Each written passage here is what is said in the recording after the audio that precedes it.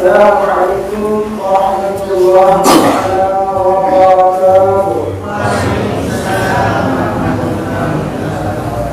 Alhamdulillahirabbil alamin wa bihi nasta'inu 'ala umuri dunya wa din. Wassalatu wassalamu 'ala asyrafil anbiya'i wal mursalin sayyidina wa maulana Muhammadin wa 'ala alihi wa ashabihi ajma'in.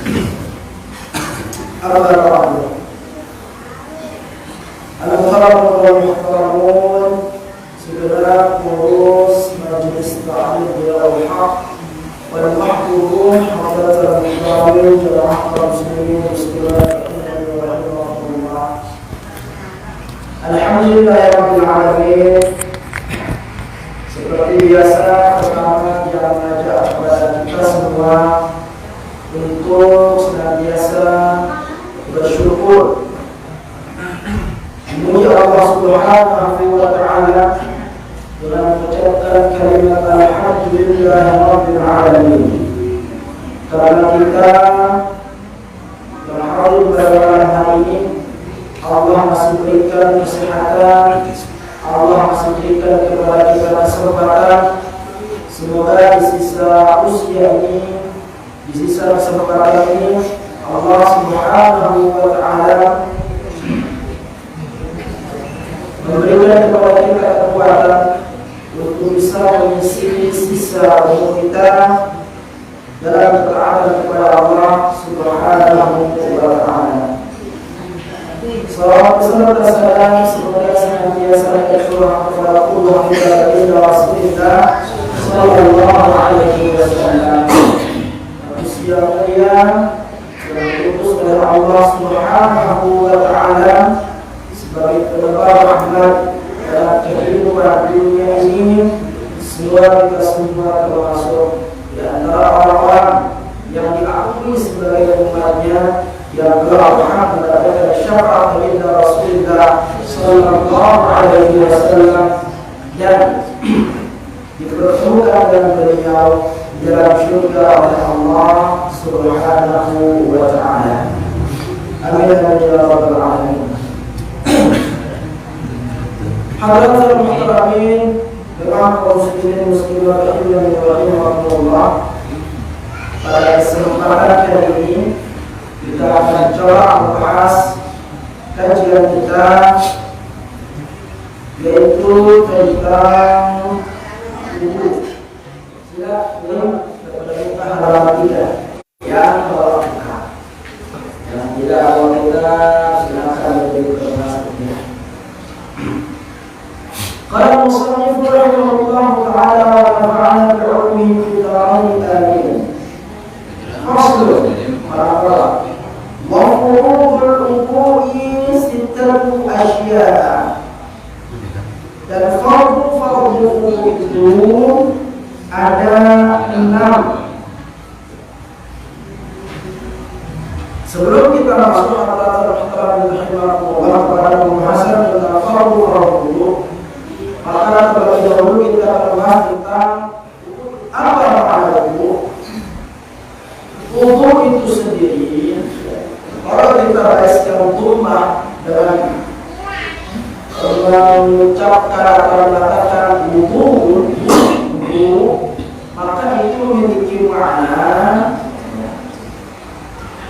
kegiatan menggunakan air untuk membasuh semua anggota wudu yang menjadi rukun atau menjadi ketentuan dalam wudu itu sendiri. Inilah kita barisan dalam wudu. Akhirnya ketika kita mengganti harakatnya dengan mengatakan wudu dengan wudu memiliki makna yang berbeda. Kalau wudu berbaris fathah maka wudu maknanya air yang digunakan untuk berwudu. Ini ya. Sehingga berbeda harakat berpotensi merubah makna. Jadi yang pertama wudu itu ya proses Waalaikumsalam menggunakan air untuk membasuh anggota-anggota tertentu di dalam berwudu. Sementara wudu adalah air yang digunakan untuk berwudu itu sendiri. Jadi ai si kodunta berwudu ini wudu baris fathah ya dalam bahasa Arab. Nah, hadratal muhtaramin rahimakumullah, wudu itu sendiri ya. Wudu itu sendiri kalau boleh kita bertanya, juluan syariat atau perintah wudu ke salat. Jadi perlu kita ketahui dulu itu, ya. Dari definisinya, terus sejarahnya seperti apa, ya. Jadi ada yang tahu mana lebih dulu perintah wudu dengan perintah salat? Ya. Nah, di sini ada pendapat ulama hadratal muhtaramin rahimakumullah. Ada yang mengatakan bahwa wudu itu ya, wudu itu lebih dahulu dari salat. Ada yang mengatakan perintah salat lebih dahulu daripada berwudu. Ya. Ada yang mengatakan wudu itu adalah warisan dari ajaran-ajaran Nabi Rasul sebelumnya. Begitu juga dengan perintah salat. Nah, hadratal muhtaramin rahimakumullah, dalam sebuah riwayat diceritakan tentang sejarah wudu niki, ya. Pada suatu ketika Rasulullah sallallahu alaihi wasallam itu didatangi oleh malaikat Jibril alaihi salam. Didatangi oleh malaikat Jibril dan membawa Rasulullah sallallahu alaihi wasallam ke sebuah lembah. Ke sebuah lembah. Ya. Nah, ketika sampai di lembah tersebut, malaikat Jibril itu menghentakkan tumitnya. Tumit ini nih tabe nih. Apa ini oleh bagian palang mudi naik. Aqib kalau bahasa Arabnya, aqibun. Ya, tumit. Nih tabe nih setegale palang mudi jadi alas nanti nih, aqib, tumit. Nah, Jibril menghentakkan tumitnya, lalu dari hentakan tumit Jibril tersebut keluar air, mancar air itu. Ya. Nah, setelah keluarnya air tersebut, maka malaikat Jibril ya, alaihi salam berwudu. Berwudu mulai pokoknya berwudu sudah ya, dengan membasuh wajah, tangan, semua anggota-anggota yang di dalam fardu wudu itu. Nah, ketika Jibril selesai berwudu, maka memerintahkan baginda Rasulullah sallallahu alaihi wasallam untuk melakukan hal yang sama sebagaimana dilakukan oleh Jibril tersebut. Ya. Rasulullah berwudu sebagaimana wudu yang dicontohkan oleh malaikat Jibril. Nah, setelah itu ya, barulah Jibril alaihi salam itu mengajak Rasulullah sallallahu alaihi wasallam untuk salat 2 rakaat. 2 rakaat, 4 kali sujud, 2 kali salam. Ya, 2 rakaat. Nah, setelah itu Rasulullah sallallahu alaihi wasallam pulang dan berjumpa dengan istri tercinta beliau yaitu Khadijah alaihissalam dan menceritakan hal tersebut kepada istri beliau. Karena Siti Khadijah merupakan tokoh perempuan yang pertama masuk Islam, dan pada saat itu Islam baru tersebar dengan secara sir, tidak secara terang-terangan. Maka diceritakan hal tersebut dan diajaklah Sayyidatuna Khadijah untuk ke lembah tersebut. Dan ternyata Rasulullah sallallahu alaihi wasallam sangat gembira. Kenapa gembira? Karena air pijakan Jibril itu ternyata masih mengeluarkan air. Dan menceritakan kepada Khadijah, dan Siti Khadijah melakukan proses wudu sebagaimana yang dicontohkan oleh baginda Rasulullah sallallahu alaihi wasallam, lalu sama mengerjakan salat 2 rakaat itu. 2 kali salam, ya. Mohon maaf, 1 kali salam, 4 kali sujud, gitu, ya. Nah, ini dia. Sehingga hadratal muhtaramin rahimakumullah, dari kisah ini, ya, maka berbeda lagi pendapat ulama tentang salat. Tapi nanti kita akan bahas tentang salat, ya. Nanti kita bahas tentang salat. Nah, dalam kisah yang tadi, Rasulullah sallallahu alaihi wasallam menceritakan kejadiannya bersama malaikat Jibril itu kepada siapa? Khadijah, istri beliau.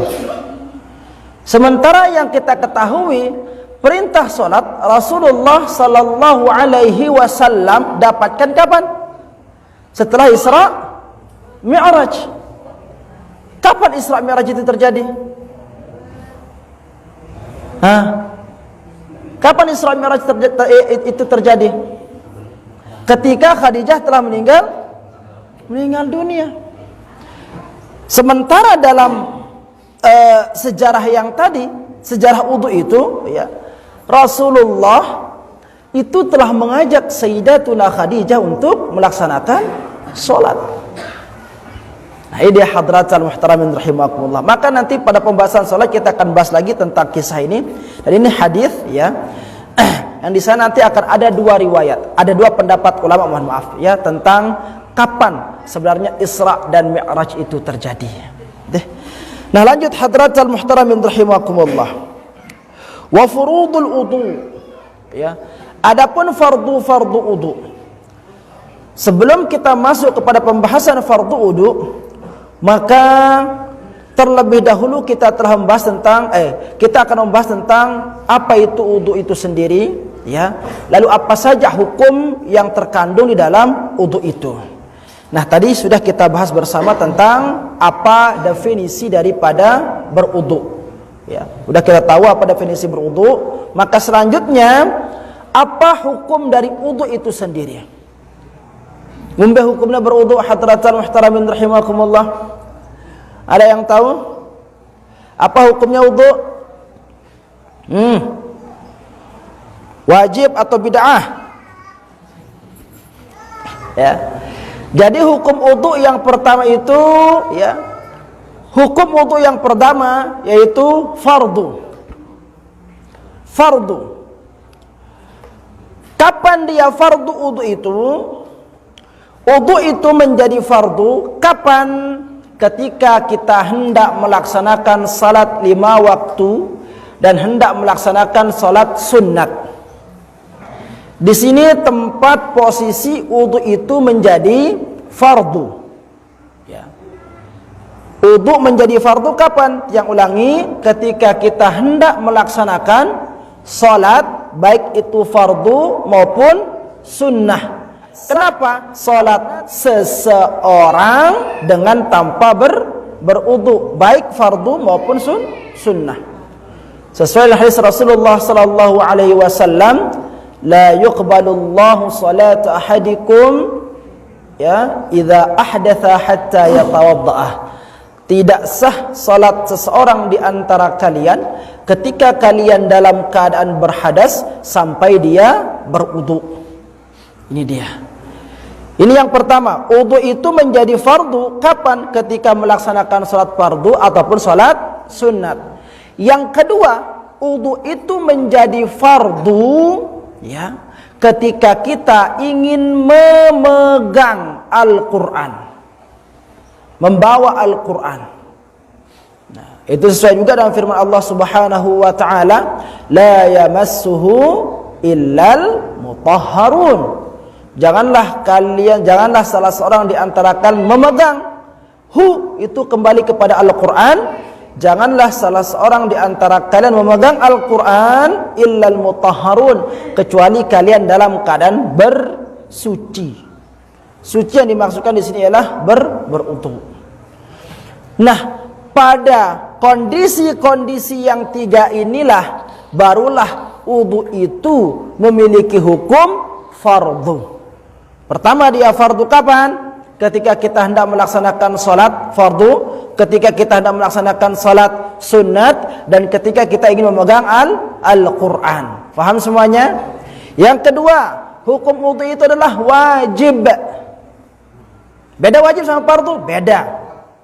Ya. Wajib, wudu itu menjadi wajib kapan? Ketika kita hendak melaksanakan tawaf di Ka'bah. Ya. Ketika hendak tawaf di Ka'bah. Nah, jadi tawaf di Ka'bah itu ya, memiliki hukum wajib, bukan fardu di sana. Kenapa dia wajib? Ya. Kalau dia fardu, maka dia tidak ada, mohon maaf. Kalau berwudu ya, itu menjadi fardu ketika kita ingin tawaf, maka tidak sah tawaf seseorang yang tidak didahului dengan wudu terlebih dahulu. Dan pada pendapat ulama yang lain, ya, karena dia statusnya fardu, maka ketika dia tawaf dengan tanpa berwudu, maka wajib hukumnya dia menyembelih seekor unta. Ya. Nah, tetapi karena wudu itu wajib, maka tetap sah wudu seseorang, maka tetap sah tawaf seseorang apabila tidak didahului dengan berwudu, hanya saja dia wajib membayar dam. Tawafnya sah, lalu wajib bayar dam. Ini bedanya. Lawan fardu itu tidak ada tawar menawar di sana itu. Ya. Ada yang mengatakan tidak sah tawaf seseorang kalau dia fardu. Kalau ada orang tawaf dengan tanpa berwudu, maka dia tidak sah tawaf seseorang. Dalam pendapat ulama yang lain, dia wajib ganti dengan apa? Dengan budanah unta. Nah, tetapi kalau dia wajib, tawaf seorang tersebut tetap dikatakan sah meskipun dia tidak berwudu, akan tetapi wajib membayar dam. Tawaf dia, tapi gara-gara dia tidak berwudu tawafnya, tetap sah tawafnya, hanya saja wajib membayar dam. Faham semuanya? Nah, ini wudu tersebut memiliki hukum wajib. Yang ketiga, wudu itu memiliki hukum sunnah. Kapan wudu itu menjadi sunnah? Banyak sekali pembahasannya. Ya. Banyak posisi yang dimana wudu itu memiliki posisi sunnah. Yang pertama, kapan? Ketika kita ingin membaca Al-Quran. Kalau yang fardu tadi apa? Ketika memegang. Sekarang ketika ingin membaca, disunnahkan membaca dengan tanpa memegang. Ya. Karena nanti ada pembahasan tentang qiraatul Quran bagi orang yang berhadas, bagi perempuan, wanita-wanita yang haid, boleh enggak membaca Al-Quran atau tidak? Ya. Nah, di sini ada perbedaan pendapat ulama. Ada yang mengatakan perempuan yang haid tidak boleh membaca Al-Quran. Ada yang mengatakan perempuan yang haid boleh membaca Al-Quran dengan syarat bi zahril ghaib, ya, dengan tanpa melihat. Jadi kalau dia sudah hafal, dia boleh membaca Al-Quran. Tapi syaratnya dengan tanpa memegang dan tanpa melihat. Nah, maka membaca Al-Quran di sini, ya, ketika kita dahului dengan berwudu, maka wudu itu hukumnya sunnah. Ya. Kapan lagi ketika kita ingin membaca hadis? Di sana sunnah juga hukumnya kita berwudu. Kapan lagi dia sunnah? Ketika kita ingin, ya, tidur, juga sunnah di sana. Jadi kalau pelungguh itu mau tidur, ya, terlebih dahulu kita dianjurkan untuk berwudu. Jadi dengan si tinduk yang diawali tinduknya itu dengan berwudu, maka diibaratkan seperti orang yang tidur itu di borgol, penuh dengan belenggu, penuh dengan rantai badannya ini, ya, penuh dengan rantai. Dengan si tinduk ini tanpa beruduk, maka dia penuh dengan rantai. Ini perumpamaan dengan si tinduk dia beruduk. Seperti itu digambarkan Rasulullah SAW. Maka ketika dia bangun dari tidurnya, dia lantas beruduk, maka terlepaslah dia dari semua belenggu-belenggu itu. Nah, berbeda dengan orang yang beruduk, orang yang tidur dalam keadaan beruduk. Begitu. Ya, maka disunnahkan kita untuk beruduk sebelum tidur. Kapan lagi hadratal muhtaramin rahimakumullah wudu itu menjadi sunnah? Wudu itu menjadi sunnah ketika kita selesai melakukan perbuatan-perbuatan yang dibenci oleh Allah Subhanahu wa taala. Misalkan apa? Sili, nyumpak, besual. Nah, kalau udah jerak besual, ida wudu. Sunat itu. Ya. Pokoknya setiap melakukan perbuatan-perbuatan jelek itu disunnahkan untuk berwudu di sana. Ya. Apalagi de besual, desili maksudnya. Desili. Itu lamun dengan sili ino harus segera ingat akan wudu. Kenapa? Karena marah itu adalah datangnya dari mana? Dari hawa nafsu yang digoda oleh syaitan. Syaitan iblis itu terbuat dari apa? Dari api. Dan hanya yang bisa memadamkan api apa? Air. Maka berwudulah ketika Anda dalam keadaan marah. InsyaAllah agak reda marah pelung goda. Ini dia. Disunnatkan berwudu kapan? Ketika kita marah dan ketika kita selesai melakukan perbuatan-perbuatan yang dibenci oleh Allah Subhanahu wa taala. Kapan lagi wudu itu disunnahkan hadratal muhtaramin rahimakumullah? Ketika pelungguh ingin berhubungan badan. Ini bagi yang sudah berkeluarga, ya, bagi yang memiliki pasangan. Nah, itu dianjurkan terlebih dahulu sebelum memulai pergulatan, wudulah terlebih dahulu. Ya. Wudu terlebih dahulu, sunat hukumnya di sana. Kapan lagi wudu itu disunnahkan? Ketika ingin melakukan pergulatan lagi setelah ronde pertama. Paham belum goda? Jadi dia langsung-langsungan disunnatkan berwudu terlebih dahulu. Misalkan ronde 1 sudah selesai. Nah, ingin nyambung lagi ke ronde 2, itu disunnatkan berwudu terlebih dahulu. Ya. Wudu letono. Nah, sehingga orang-orang yang ingin melakukan hubungan suami istri kalam ino berkali-kali, maka hendaklah dia memperbanyak wudunya sejumlah kekuatan ronde yang dia lakukan itu. Nah, itu dia. Mbak Mahar luar tanah. Ya. Nah, ini dia. Kapan lagi wudu itu disunnahkan? Ketika kita ingin makan atau minum setelah berhubungan suami istri. Di sana sunnah hukumnya. Misalkan pelunggu sudah berhubungan, sudah smackdown misalkan. Lapar kan? Biasanya lapar gitu kan?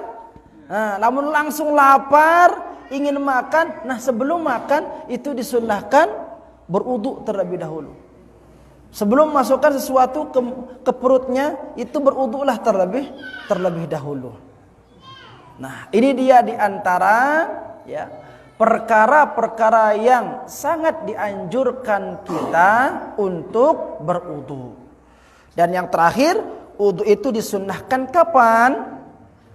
Ketika kita ingin melaksanakan sholat setelah kita dalam keadaan suci. ketika kita ingin melaksanakan sholat setelah kita dalam keadaan suci, artinya dalam keadaan berwudu kita. Ngone sebelum dah sholat maghrib berwudu kan? Nah, sholat maghrib, i'tikaf pelunggu seperti ini, ya. Tiba-tiba datang isya, Lenaman batal wudu dah singone maghrib. Nah, pelunggu berwudu lagi, ya, dalam keadaan wudu belum batal, maka itu hukumnya sunnah. Berwudu kembali untuk melaksanakan sholat isya, sementara wudu yang dari sholat maghrib belum batal, maka wudu yang kedua itu hukumnya sunnah. Dan berwudu tajdidul wudu, ya, untuk melaksanakan sholat dalam keadaan suci, maka pahalanya itu 10 kali lipat dibandingkan dengan tanpa berwudu yang baru. Misalkan pelung wada wudu salat isya, ya, pelung wada ingin salat isya dengan wudu maghrib, ya, dengan pelung wada berwudu baru untuk melaksanakan salat isya, sementara atau padahal wudu yang dari maghrib itu belum batal, maka salat isya'nya orang yang berwudu kembali itu dilipatkan 10 kali lipat dibandingkan dengan orang yang tidak berwudu. Ya. Makanya dikatakan tajdidul wudu sunnah, memperbaharui wudu itu hukumnya sunnah. Ya. Nah, ini dia hal-hal yang kita disunnahkan untuk berwudu terlebih dahulu. Lalu selanjutnya hadratal muhtaramin rahimakumullah, setelah kita mengetahui kapan wudu itu fardu, kapan wudu itu menjadi wajib, kapan wudu itu menjadi sunnah, maka selanjutnya wudu itu ternyata memiliki hukum makruh. Makruh, ibadah tetapi makruh. Loh, kok bisa wudu makruh? Bisa. Kapan itu wudunya seseorang itu menjadi makruh? Apabila dia berwudu lebih daripada 1 kali dalam satu sholat. Misalkan sudah selesai waktu maghrib, pelungguh sudah batal wudunya, udah sholat maghrib, ya, dan berwudu kembali. Niatnya untuk apa? Untuk sholat isya. Nah, sebelum pelungguh sholat isya, pelungguh berwudu kembali, sementara wudunya yang tadi belum batal, maka berwudu kembali lebih daripada sekali untuk melaksanakan satu sholat itu hukumnya makruh. Berbeda dengan hukum yang pertama, ya, hukum yang sunnah tadi.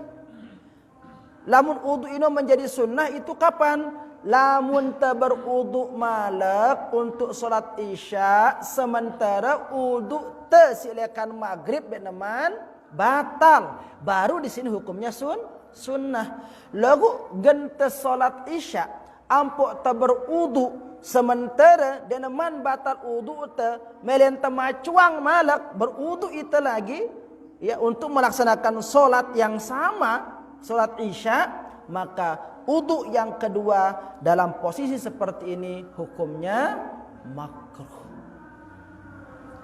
Ya, jadi dak ada macuang digati, pecu gati jam diri dah, dendek kuat-kuat berwudu, terkecuali kalau batal harus wudu lagi. Nebru dah wudu, dedeman gawe solat, dedeman batal, wudu malak. Nah, wudu yang seperti inilah yang dihukumkan makruh. Nah, jadi seperti itu, ya. Jadi ternyata wudu itu bisa menjadi makruh. Yang terakhir, ya, setelah wudu itu fardu, setelah wudu itu wajib, setelah kita ketahui wudu itu hukumnya sunnah, lalu menjadi makruh, ternyata ada hukum wudu yang kelima. Apa itu? Wudu itu ternyata berpotensi menjadi haram. Oh, kok bisa? Iya, bisa. Ya. Wudu itu memiliki hukum haram. Kapan wudu itu menjadi haram? Wudu itu menjadi haram ketika seseorang yang berwudu itu menggunakan air yang tidak halal. Ya. Berwudu dengan menggunakan air yang tidak halal maka akan menjadi haram. Ya. Kita ingin melakukan suatu ibadah tetapi jalan yang kita tempuh untuk melakukan kebaikan itu tidak baik, maka hasilnya seperti apa? Tidak baik. Maka ketika kita ingin melakukan sesuatu yang baik, maka itu harus sejalan dengan apa yang kita lalui untuk menuju perbuatan tersebut. Nah, ini sama halnya dengan kebiasaan-kebiasaan adat-adat kita juga ya di Lombok ini. Ingin melakukan sesuatu yang baik tapi caranya yang tidak baik. Maka hal yang seperti itu akan menghasilkan sesuatu yang tidak baik. Contohlah misalkan nyongkolan. Ya, nyongkolan. Tujuannya nyongkolan itu baik. Tujuannya baik. Apa tujuan nyongkolan? Ingin mengumumkan kepada halayak ramai bahwa kedua pasangan ini telah sah sebagai suami istri. Tujuannya bagus. Dan itu memang dianjurkan di dalam agama. Orang yang sudah menikah itu dianjurkan untuk diumumkan. Nah, kalau tujuannya seperti itu bagus. Akan tetapi yang sering kita lakukan ya, sesuatu yang tujuannya bagus ya, tetapi bagus, di jalan maka apa yang diniatkan bagus tadi itu ikut menjadi tidak bagus. Loh, kok bisa seperti itu? Lah iya. Sini tama salon jam 11. Takut ya mau giliran. Mau giliran jam 12. Wah, ngodu pupur macam. Tama waktu. Benerani wudu, kumbena takut eler pupurna. Wah, terbayar sakat yu. Tama tipa salon, akhirnya apa? Tergadai salat zuhurnya. Ya. Udah gitu belum lagi di jalan. Apa yang kita saksikan di jalan raya? Ya Allah, membikin susah orang, bikin macet orang. Belum lagi dia ikhtilatul ansab, ya, bercampur di sana itu, bukan ikhtilatul ansab, mohon maaf, ya, ikhtilat di sana itu, ada bercampur di sana itu. Ya, laki-laki perempuan bercampur. Letono, salang enti, salang enjak, salang macam letono. Bukan mahram. Nah, ini yang kita saksikan. Terus nyigel-nyigel merangkul dengan si kesurupan. Nah, ini yang kita saksikan. Maka ketika sesuatu yang baik itu dilakukan dengan cara yang tidak baik, maka hasilnya tidak baik. Ya, nah begitu juga dan ini wudu. Wudu itu sesuatu yang diwajibkan karena caranya melaksanakan kebaikan itu tidak baik, maka hasilnya menjadi tidak baik. Maka wudu yang tadi seharusnya mendatangkan pahala berubah mendatangkan dosa. Kenapa? Karena cara yang ditempuh itu tidak baik. Deh, wallahu taala a'la wa alam. Selesai pengajian tentang hukum wudu ya. Jadi hukum wudu itu berkisar antara 5 saja. Yang pertama dia fardu, yang kedua dia wajib, yang ketiga dia sunnah, yang keempat dia makruh, yang kelima dia haram. Saya 5 ini nara ya. Tidak ada wudu yang bidah, enggak ada ya. Pokoknya si 5 ini doang. Selain 5 ini tidak ada ya. Jelas semuanya? Wallahu ta'ala a'la wa a'lam.